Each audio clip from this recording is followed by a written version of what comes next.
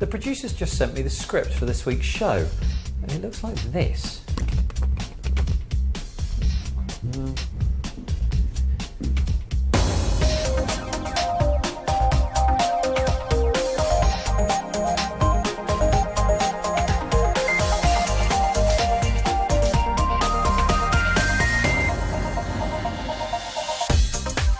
You know, it's all getting a little bit mixed up, but hopefully this week on Click we'll sort it all out for you as we explain those weird letters and numbers you find all over the place online. Plus, we'll meet the man behind the music site of the moment, Spotify, to find out if it really will change the way we listen to our tunes. All that, plus a couple of cool ways to watch your downloaded video on your TV, a great place to go for cool free apps in Webscape, and the very latest tech news from around the world. Welcome to Click. I'm Spencer Kelly. Right, first up this week, a quick test. Take a look at this, see if you can identify the letters and numbers. Very good, correct. Go to the top of the class. Right, next one. Oh, you're good at this, aren't you? And finally, this one. Yeah, that's a bit trickier, isn't it? Now, you may be thinking to yourself, I've seen this sort of thing somewhere before. Well, chances are you'll have come across these little tests if you've ever signed up for a webmail address, a social networking ID, or any number of other online accounts. They're generally the last thing you have to enter before your account can be created. And whether you find them an annoyance or no bother at all, have you ever wondered what they're for? Well, these sorts of tests are designed to be simple to answer if you're a human, but difficult for computer programs to solve. They're there to stop hackers from writing computer programs which would automate the process of signing up for thousands of accounts in one go. They're called CAPTCHAs. Roughly speaking, that's completely automated public Turing tests to tell computers and humans apart. Yeah, you can tell that was invented by a computer scientist, can't you? But why would anyone want a computer to solve them? What can they, and the hackers that control them, do? Well, if hackers can automatically create lots, maybe thousands of email accounts, they can use these to send spam, and more effective spam at that. You see, these days a lot of spam is automatically caught and blocked by spam filters because the sender's address is simply made up. It doesn't really exist. But messages sent from a real email account appear more genuine and tend to sail straight through these spam filters. And that's an effective way to get your message across. Automatically creating accounts on social networking sites opens up even more possibilities. Sharing multimedia content is certainly one of the favoured approaches for sharing malware. So if you can encourage somebody to click on a link and that site is within the social networking environment, it's very difficult for the person who's looking at that to identify is it genuine or not, and they could find that their machine is then installed with some malware. So, what makes a good CAPTCHA? The most important technique to make a CAPTCHA difficult to crack is to make those characters either overlapped or connected. The second most important technique for making the CAPTCHA better is to use all sorts of distortion methods so that those kind of characters cannot be recognized by optical character recognition software. The problem is that if CAPTCHAs aren't designed carefully, software can remove any background noise, separate the characters, and identify them. And if the CAPTCHA proves too difficult to break, the audio alternative for visually impaired users can often be easier. 047-149-180-1. Success rates of more than 30% can be achieved using automated speech recognition software, similar to that we featured on Click a couple of weeks ago. So, what to do? After all, if you continually make CAPTCHAs more twisted and harder to solve in order to beat cleverer and cleverer software, you're going to run into problems. Some say we already have. Researchers are working on alternatives to increasingly tricky, twisted text. In fact, register for an Opera Mail account and you'll be confronted with this moving, mangled monogram. This test scheme from Microsoft has removed text from the equation altogether.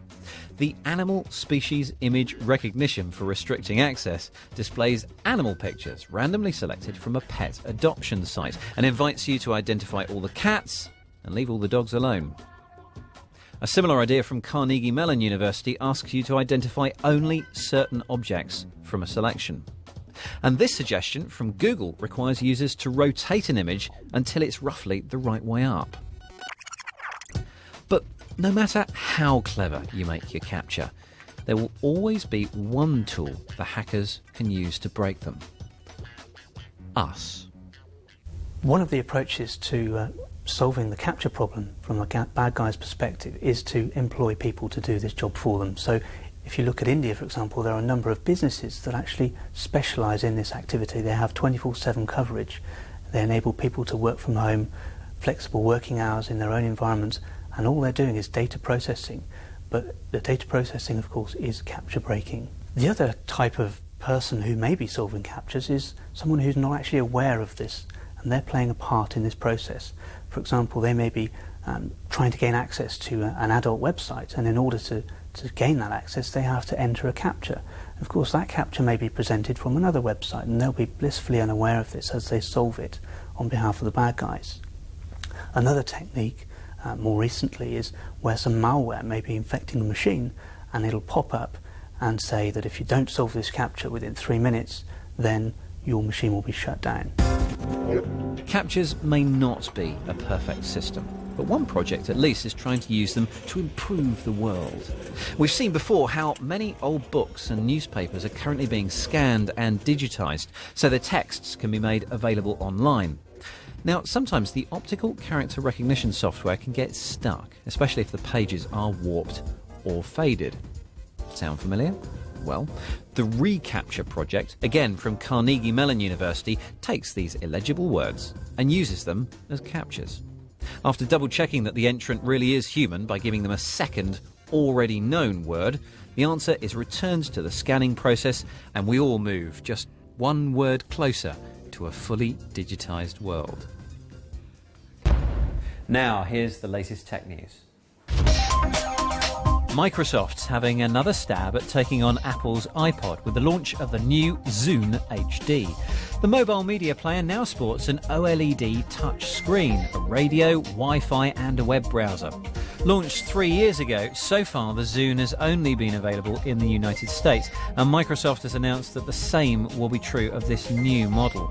With only 3 million Zunes sold compared to Apple's 156-odd million iPods, maybe Microsoft should consider selling its devices beyond US borders. The latest App Store has landed, with Nokia launching its Ovi Store. It brings together not just applications, but ringtones, wallpapers and all sorts under one roof, together with software that connects your Nokia to your PC. The choice of apps is limited compared to what's around for other handsets, and the store isn't accessible from all Nokia's phones, but it does signify the phone giant is taking apps seriously. And finally, social networking makes the leap from the web to TV. Plans are afoot for Twitter to become a reality TV show. Yeah, it was only a matter of time, wasn't it? Details about the show are sketchy at the moment, but there's a suggestion it will involve celebrities, members of the public, and of course the popular 140-word-only micro-blogging site. Combined with the news that West Wing Soprano Aaron Sorkin is penning a Facebook movie, does this mean we're witnessing the birth of a new film and TV genre? Social TV networking, perhaps? Now, a couple of weeks ago, we looked at different ways of getting the web, or some form of the web, on your TV. But what about all those downloaded videos that you've got hanging around on your computer? And we know you've got them. How do you connect those to your TV so you can watch them in your living room? Well, we've shown you a few ways over the years here on Click. There are a growing number of this kind of box around at the moment.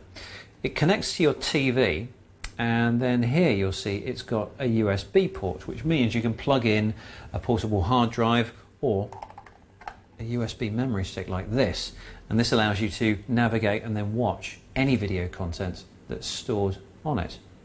This one even has an HDMI port for high-def content. Once plugged in, it's a fairly basic affair. Your USB stick or hard drive's directory pops up on the screen, and a dinky remote allows you to navigate to the file you want to play. Now, it plays MPEGs, VOB files and XVIV files, as well as pictures in JPEG and music in WAV or MP3 formats. The box costs around £60, and we did find some USB sticks that it didn't like. Older version 1 types didn't seem to work, nor did it like the way some of our drives were formatted. Seagate's Free Agent Theatre media player is altogether a bit more sophisticated. It's around $120 for a bare-bones unit without any storage, and it supports high-def playback, though somewhat bizarrely there's no HDMI connection socket, so you have to use component instead. The hard drive slot's designed for Seagate's own Free Agent drives, but you could also use the front-mounted USB port to plug in other drives. Again, most popular video formats are supported, including DivX. Great if you've got stuff you want to liberate from your PC for relatively little cost. If the number of people with wires hanging out of their ears is anything to go by, we're listening to more music than ever before. The problem for the industry, though, is that a lot of us balk at the idea of actually paying for any of it. Kind of a cheeky bit. So, question. How does the industry square that circle of getting the execs, and the artists, legitimately paid, while still paying homage to our insatiable appetite for their content? Rewind the clock a decade, and you might remember this. Napster was hosting the file-sharing party, and it was admitting all comers. As the revolution gathered pace, the music industry was in turmoil, crying foul and going on the offensive as a new generation rewrote the rules of the game. Thankfully, in more recent years, it's been trying a more proactive approach, flirting with innovative business models. Hi there. I'm on my way, I'm making it. One idea which has been gaining ground recently is an ad-funded service. We7, for example, grafts a 10-second ad on the front of a downloaded song. The more it's shared, the better for everyone. It even has celebrity backing in the form of rock legend Peter Gabriel. In principle, it's great. We get to enjoy the music, advertisers get targeted messages out, and the musicians get to put food on their plates. In practice, even Mr. Gabriel himself conceded that getting labels, advertisers and users on side would be a real challenge. It's one of those things, we put it up there and see if it flies. If we can get it to work, there is a real source of income for artists, and I think it could be a real nurturing source of income in an area that doesn't exist. Fast forward 2 years, and We7 is being eclipsed by a newcomer on the ad-supported music block. Spotify offers not music downloads, but rather high-quality music streaming on your PC. Ads are served up on screen and as audio ads, currently after roughly every 5 songs you listen to. Now everyone can talk to everyone else in their area for free.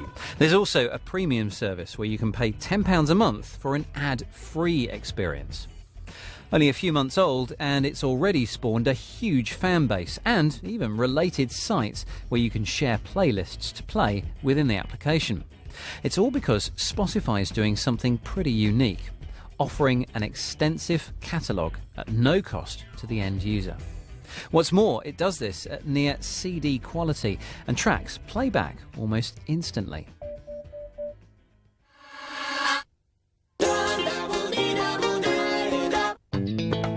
This is because it draws in part on the same peer-to-peer technology used in file sharing.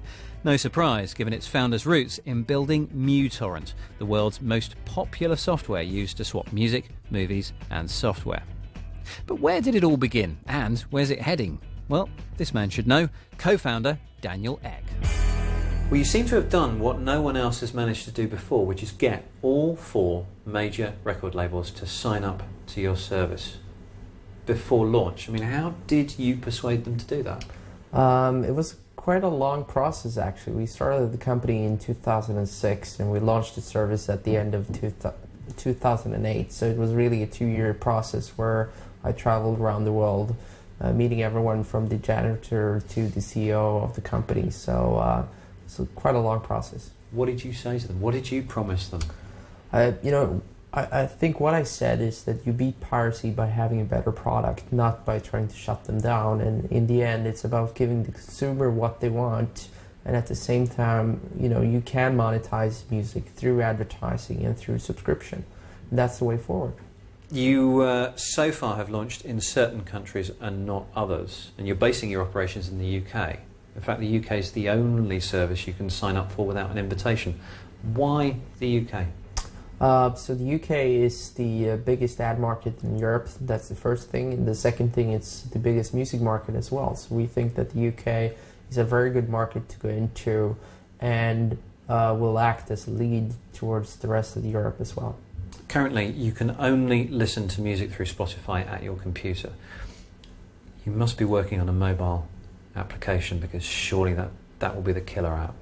Yeah, I agree. I think one of the things that our users ask us for the most is the ability to take their music with them, and that's definitely something that we're looking at doing.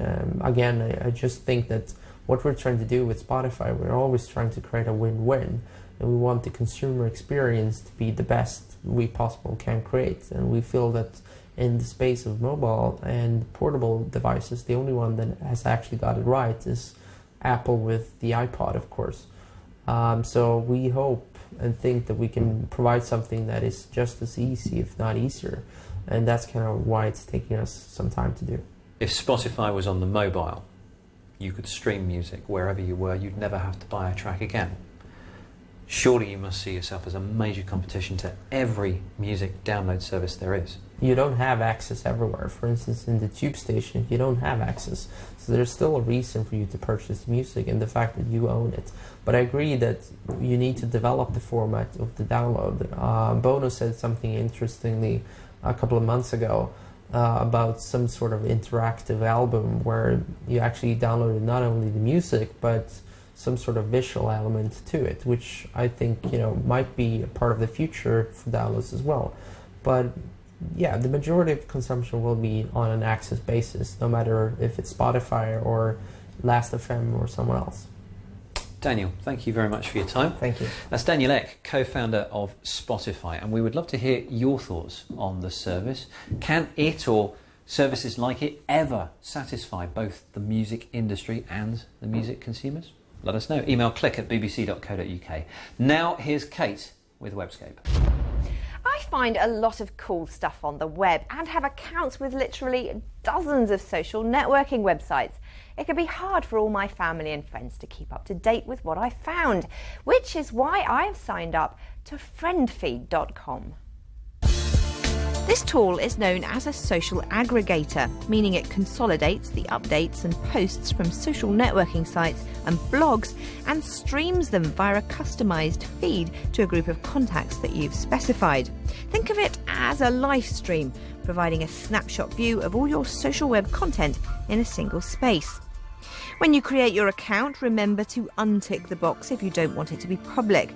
Add contacts from your existing social networking tools as usual, and then you're given the option to subscribe to existing popular users' channels. Just click on their thumbnail to open the feed and see if you want to hit subscribe. The last big task is to link all your social content sites like Flickr, StumbleUpon, Facebook and the like. FriendFeed is a great way of sharing and discussing the things you find randomly on the web. But I also like the feature which lets you create private rooms to discuss specific topics with a few select contacts. I can't think of a better way to discuss with my brothers what we're going to get Mum for her birthday. I want to show you something a little bit different now. Now, I don't normally recommend sites which require you to part with your hard-earned money. But I hope you'll agree with me when I say that social lending site Kiva.org is one worth considering, as it can really help change lives. This is not a charity website.